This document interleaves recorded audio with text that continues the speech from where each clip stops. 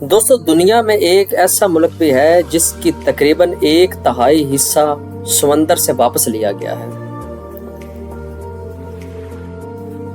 جہاں پانی تباہی کی علامت تھا وہیں پانی سے خوشحالی کی بنیاد رکھی گئی۔ یہ ہے نیدرلینڈ، ایک چھوٹا سا ملک مگر انسانی ذہانت، ترقی اور جدید تہذیب کی سب سے بڑی مثال۔ تو کرتے ہیں اپنی ویڈیو کا آغاز۔ بسم اللہ الرحمن الرحیم۔ السلام علیکم، welcome to my YouTube channel fun and knowledge میں خوش آمدید۔ دوستو نیدرلینڈ مغربی یورپ میں واقع ایک چھوٹا مگر انتہائی ترقی یافتہ ملک ہے۔ اس کا دارالحکومت ایمسٹرڈیم جبکہ حکومت کی نشست دی ہیگ میں ہے۔ ملک کا کل رقبہ تقریباً 41,500 مربع کلومیٹر ہے، لیکن حیرت انگیز بات یہ ہے کہ اس میں سے لگ بھگ 26% زمین سمندر کی سطح سے نیچے ہے۔ یہی وجہ ہے کہ اسے اکثر لو کنٹری بھی کہا جاتا ہے۔ نیدرلینڈز کے شمال اور مغرب میں نارتھ سی، مشرق میں جرمنی اور جنوب میں بیلجیم واقع ہے۔ یہ یورپ کے سب سے زیادہ منظم اور صاف ستھرے ملکوں میں شمار ہوتا ہے۔ اس ملک کی زمین زیادہ تر ہموار، نچلی اور زرخیز ہے، لیکن سمندر کے مسلسل خطرے سے بچنے کے لیے یہاں ڈیمز، بند، پمپنگ سسٹمز کی شاندار انجینئرنگ موجود ہے۔ دوستو نیدرلینڈز کی تاریخ پانی کے خلاف جنگ کی تاریخ ہے۔ صدیوں پہلے یہ خطہ دلدلوں، ندیوں اور سمندر کے زیر اثر تھا، لیکن ڈچ انجینئرز نے پولڈرز بنائے، یعنی وہ علاقے جہاں پانی نکال کر زمین حاصل کی گئی۔ یہ زمین آج دنیا کی سب سے زرخیز زرعی زمینوں میں شمار ہوتی ہے۔ ملک کے تقریباً 3500 کلومیٹر لمبے ڈیمز اور دریائی بند نظام کو ڈیلٹا ورکس کہا جاتا ہے، جو دنیا کے 7 عجائبات میں سے ایک انجینئرنگ کمال مانا جاتا ہے۔ دوستو نیدرلینڈز کی تاریخ بہت دلچسپ اور اتار چڑھاؤ والی ہے۔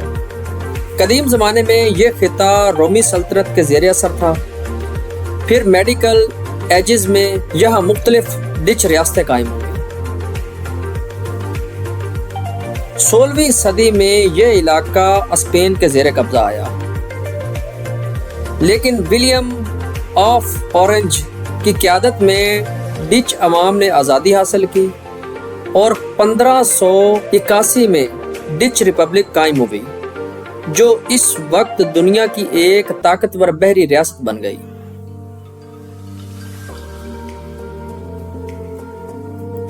17ویں صدی کو ڈچ گولڈن ایج کہا جاتا ہے۔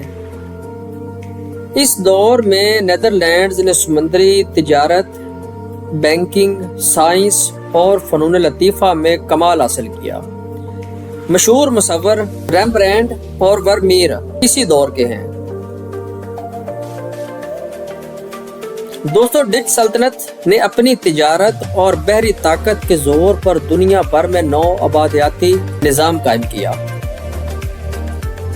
انڈونیشیا، جنوبی افریقہ، سری لنکا، کیریبین جزائر اور کئی دوسرے ممالک اس کے زیر اثر رہے۔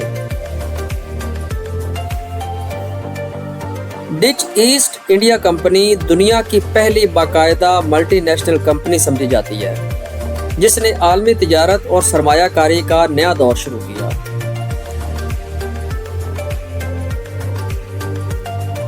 نیدرلینڈ ایک آئینی بادشاہت ہے۔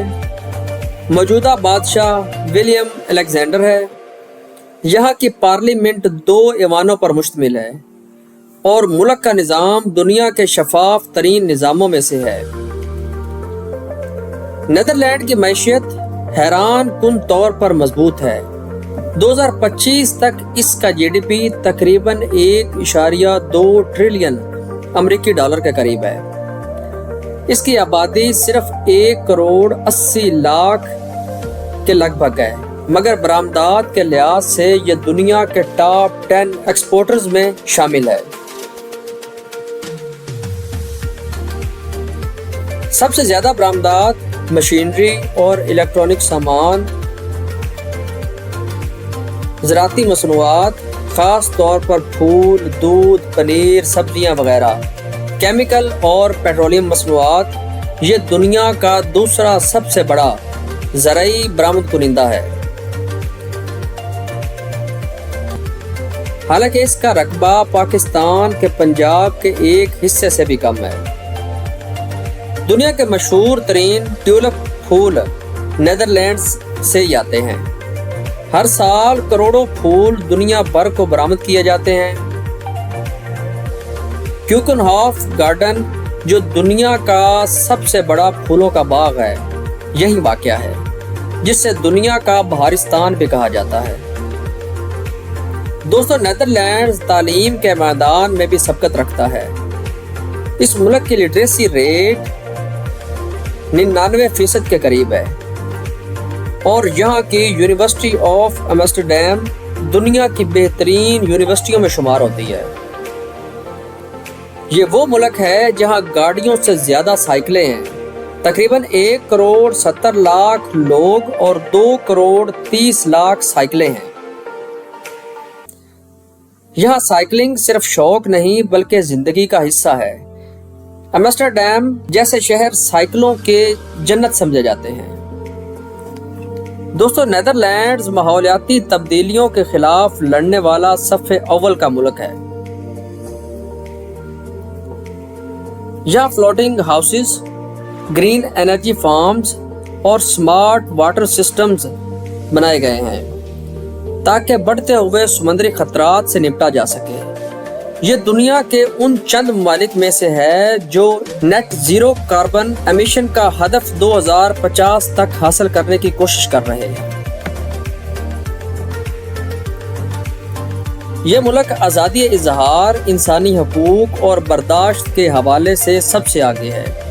یہاں مختلف مذاہب، ثقافتوں اور قومیتوں کے لوگ امن سے رہتے ہیں۔ ڈچ لوگ سادگی، ایمانداری اور صاف گوئی کے لیے جانے جاتے ہیں۔ دوستو، نیدرلینڈز دنیا کا واحد ملک ہے جس کا بادشاہ خود بھی ہوائی جہاز اڑاتا ہے۔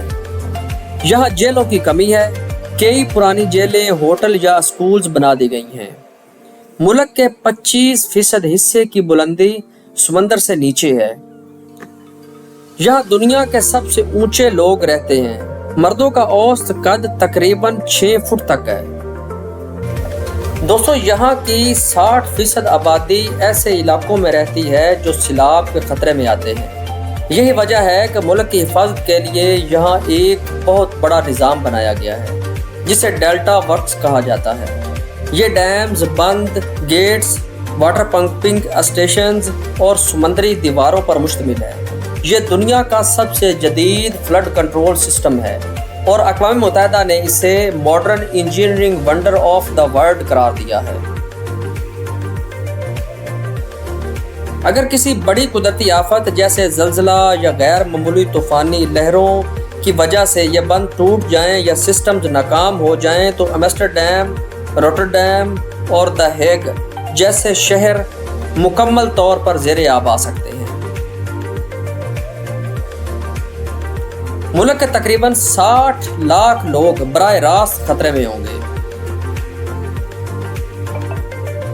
زرعی علاقے اور صنعتی زون جو ملک کی معیشت کی ریڑھ کی ہڈی ہیں تباہ ہو سکتے ہیں۔ نیدرلینڈز کا بڑا حصہ مستقل طور پر رہنے کے قابل نہیں رہے گا کیونکہ سمندر اس زمین کو دوبارہ اپنی لپیٹ میں لے سکتا ہے۔ روٹرڈیم کے کچھ علاقے 6 سے 7 میٹر نیچے ہیں سطح سمندر سے۔ ایمسٹرڈیم کے کئی حصے 4 میٹر نیچے ہیں۔ اگر بند ٹوٹیں تو چند گھنٹوں میں پورے صوبے نارتھ ہالینڈ، ساؤتھ ہالینڈ اور زیلینڈ مکمل طور پر ڈوب سکتے ہیں۔ ماہرین کے مطابق اگر گلوبل وارمنگ اسی رفتار سے جاری رہی اور سمندر کی سطح اگلے 50 سے 100 سال میں 1 میٹر بڑھ گئی تو نیدرلینڈز کے کئی علاقے ہمیشہ کے لیے پانی میں جا سکتے ہیں۔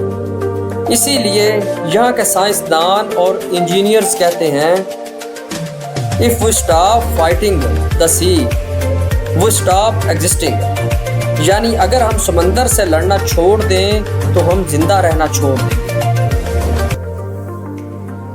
دوستو، نیدرلینڈز اس بات کی علامت ہے کہ اگر قومیں علم، نظم اور ہمت سے کام لیں تو وہ سمندر کے نیچے سے بھی اپنی زمین نکال سکتی ہے۔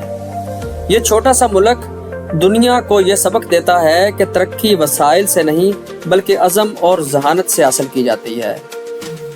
امید کرتا ہوں آپ کو ویڈیو پسند آئی ہوگی۔ ویڈیو کو لائک کیجئے، سبسکرائب کیجئے اور شیئر کیجئے۔ دعاؤں میں یاد رکھیے گا۔ اللہ حافظ۔